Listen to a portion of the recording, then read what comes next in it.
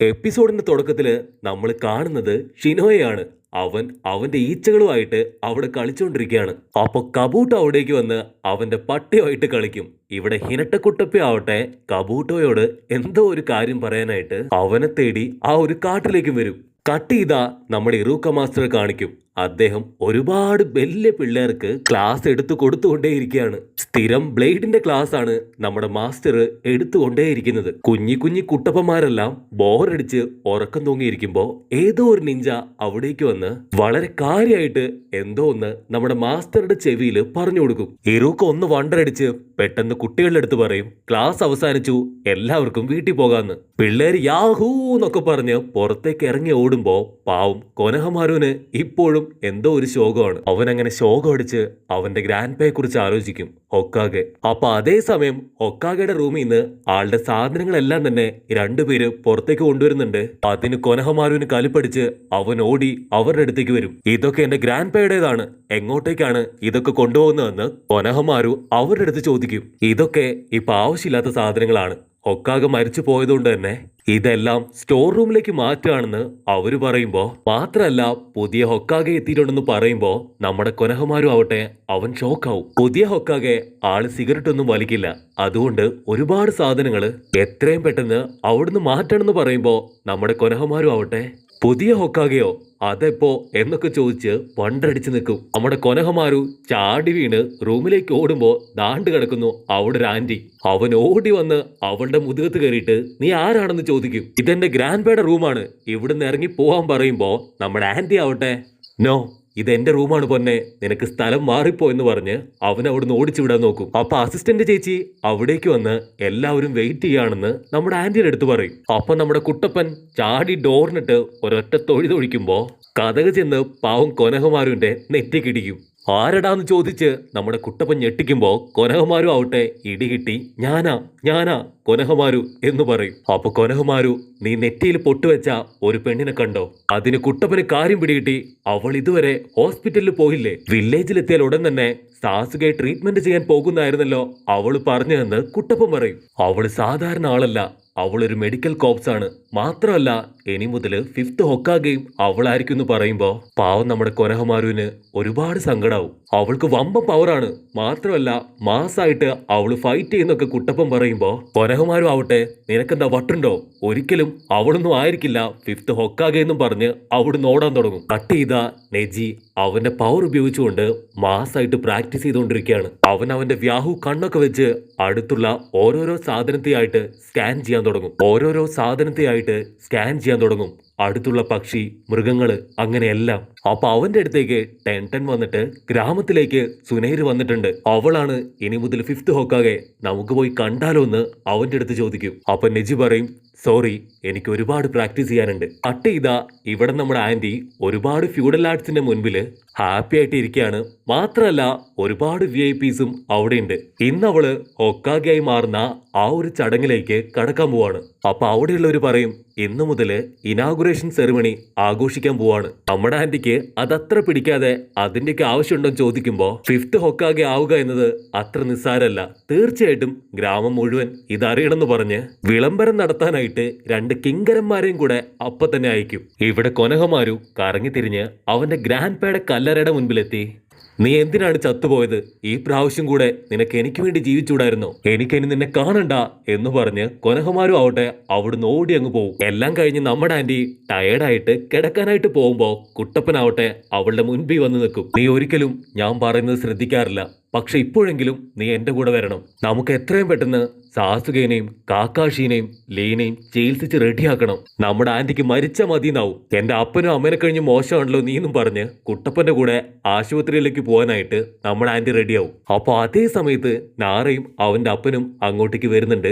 കുട്ടപ്പൻ അവനെ പിടിച്ചു നിർത്തി നിനക്ക് എന്താ ഇവിടെ കാര്യം ചോദിക്കുമ്പോ അറിയില്ല, എന്നെ എന്റെ പപ്പ കൂട്ടിക്കൊണ്ട് വന്നതാണെന്ന് അവൻ മറുപടി പറയും. നാറയുടെ പപ്പ നമ്മുടെ ആന്റിയുടെ അടുത്ത് ക്യാഷ്വലായിട്ട് സംസാരിക്കുമ്പോ ഇവിടെ നാറയാവട്ടെ സാധനം കൊള്ളാലോ, പൊളിച്ചരക്ക്, യങ് ലേഡി എന്നൊക്കെ കുട്ടപ്പന്റെ അടുത്ത് പറയും. ബ്ലഡി ഫൂൾ, അവള് 5th ഹൊക്കാഗെയാണ്.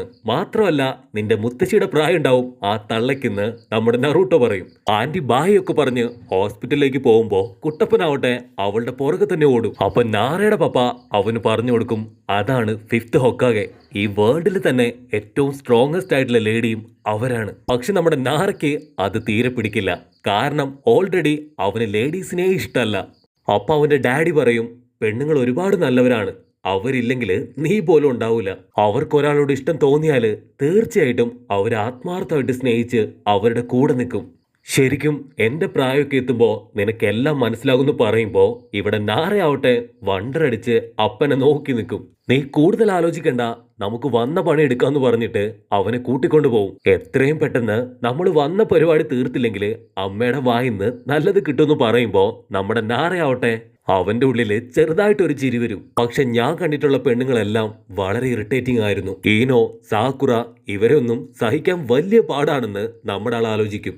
ഇവിടെ ഹോസ്പിറ്റലില് ദിവസം മുഴുവൻ നമ്മുടെ സാക്കുറ ആവട്ടെ സാസുകയ്ക്ക് കാവലിരിക്കുകയാണ്. നമ്മുടെ ആന്റിക്ക് ആദ്യ കാഴ്ചയിൽ തന്നെ സാസുകയെ ഒരുപാട് ഇഷ്ടാവും. വാവ്, ഈ ചെക്കൻ സൂപ്പറാണെന്ന് പറഞ്ഞ് അവള് കുറച്ചു നേരം അവനെ തന്നെ നോക്കി നിൽക്കും. സാക്കുറയെ കണ്ട് കുട്ടപ്പനാവട്ടെ നീ പേടിക്കണ്ട, തീർച്ചയായിട്ടും നമ്മുടെ ആള് സാസുക എഴുന്നേപ്പിച്ച് നടത്തും. ഇവള് വലിയ ഡോക്ടറാണ് എന്നൊക്കെ പറഞ്ഞ് ടേബിളിലേക്ക് നോക്കുമ്പോഴായിരിക്കും നമ്മുടെ കുട്ടപ്പൻ അവിടെ ഒരുപാട് പൂക്കള് കാണുക.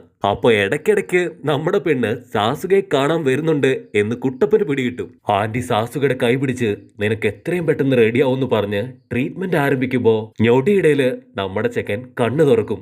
ഇത് കണ്ട് സാക്കുറയ്ക്ക് ഒരുപാട് സന്തോഷാവും. അവൾ ആവേശത്തില് സാസുകയെ കെട്ടിപ്പിടിച്ച് കരയുമ്പോ അപ്പൊ കുട്ടപ്പന് ഫീലാവും. അവൻ മെല്ലെ തിരിഞ്ഞു നിൽക്കും. അവൻ ആകെ അപ്സെറ്റ് ആയിട്ട് പുറത്തേക്ക് പോകുമ്പോ നമ്മുടെ ആന്റി ആവട്ടെ നീ എവിടേക്കാ പോകുന്നതെന്ന് ചോദിക്കും. അപ്പൊ കുട്ടപ്പൻ കൈയാട്ടി വിളിച്ച് വാ, ഇനി അടുത്ത ആള് റെഡിയാക്കാന്ന് പറയും. അങ്ങനെ രണ്ടാമതായിട്ട് നമ്മുടെ കാക്കാഷിയെയും പുതിയ ഹൊക്കാഗ റെഡിയാക്കി എടുക്കും. പക്ഷെ ആന്റി കാക്കാഷിയെ കുറിച്ച് ഇങ്ങനെ കരുതിയതേ ഇല്ല. നിനക്ക് കുറച്ചെങ്കിലും ബുദ്ധി ഉണ്ടാവുന്നാണ് ഞാൻ കരുതിയത്. നീയും ഇങ്ങനെ ഒരു ചതിയിൽ പോയി വീണല്ലോ എന്ന് ആന്റി നമ്മുടെ കാക്കാഷി വഴക്കു പറയും. വാവ്, സൂപ്പർ, നമ്മൾ കാക്കാഷിയെ രക്ഷിച്ചു. ഇനി ലീ കൂടെ ബാക്കിയുള്ളൂ. എത്രയും പെട്ടെന്ന് നമുക്ക് അവനെ രക്ഷിക്കണം എന്ന് പറഞ്ഞ് കുട്ടപ്പൻ തുള്ളിച്ചാടുമ്പോ മൈഗയാവട്ടെ നമ്മുടെ ആന്റീനെ വേഗം ലീനെ റെഡിയാക്കാൻ വേണ്ടിയിട്ട് വിളിച്ചുകൊണ്ടേയിരിക്കും. ഇവിടെ ലീ വളരെ വിഷമത്തോടെ നടന്നുകൊണ്ടിരിക്കുകയാണ്. അവനെ കൊണ്ട് ഇപ്പൊ നടക്കാൻ പറ്റില്ല. അങ്ങനെ മെല്ലെ മെല്ലെ വരുമ്പോ അവന്റെ മുൻപില് നമ്മുടെ ആന്റീനെയും ബാക്കിയുള്ള സംഘത്തിനെയും കാണും. മൈഗൈ തുള്ളിച്ചാടി, ലീ നിന്നെ ചികിത്സിക്കാനാണ് നമ്മുടെ 5th ഹൊക്കാഗ വന്നത്.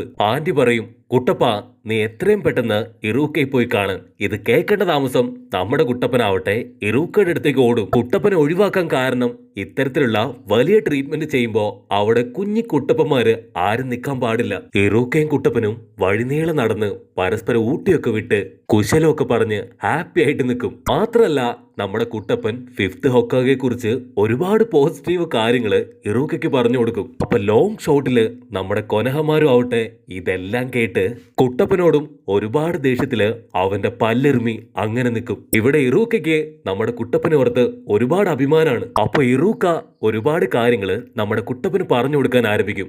നിനക്ക് ഒരുപാട് കഴിവുണ്ട്. ഇപ്പൊ നമ്മുടെ വില്ലേജ് അത് വലിയ അപകടത്തിലാണ്. നിന്നെ കൊണ്ട് അല്ലെങ്കിൽ നിന്റെ പവർ കൊണ്ട് ഒരുപാട് കാര്യങ്ങള് നമ്മുടെ വില്ലേജിന് വേണ്ടി തീർച്ചയായിട്ടും ചെയ്യാൻ സാധിക്കും. ഓൾറെഡി 3rd ഹൊക്കാഗ മരിച്ചു.